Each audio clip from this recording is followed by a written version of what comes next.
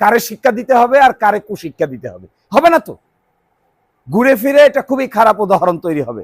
ফলে আমি তো বাস্তবে দেখেছি, আপনাদেরকে যে কথা বলছি এটা মনোযোগ দিয়ে শুনেন।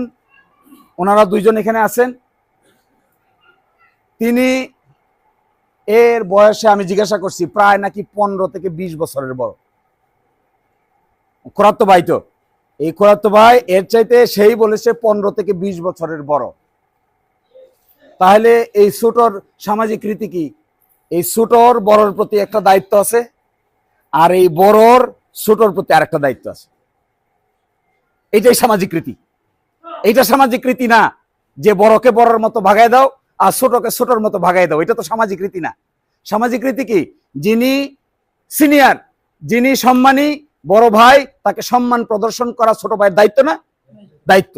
আর বড় ভাইয়ের দায়িত্ব কি? বড় ভাইয়ের দায়িত্ব করায় এই ছোট ভাইয়ের অসুবিধার সুবিধাটা দেখা, এটাও তো বড় ভাইয়ের দায়িত্ব। তবেই না সামাজিক স্টেবিলিটি আসে। সামাজিক স্টেবিলিটি একদিনে আসবে না। আমি যদি বলি সব দায়িত্ব তার, এটাও ঠিক হবে না। আমি যদি বলি সব দায়িত্ব ওনার, এই কথাটাও ঠিক হবে না। এ যদি তাকে সম্মান দেয়, ওনার উচিত এই সম্মানটা রক্ষা করা। আর ও যদি ওকে স্নেহ করে, ওর উচিত হলো এই স্নেহর মর্যাদাটা তাকে দেওয়া। যদি না দেয় তাহলে কিভাবে চলবে? এটা সমাজ চলবে না তো। ফলে এটা 1 নম্বর কাজ।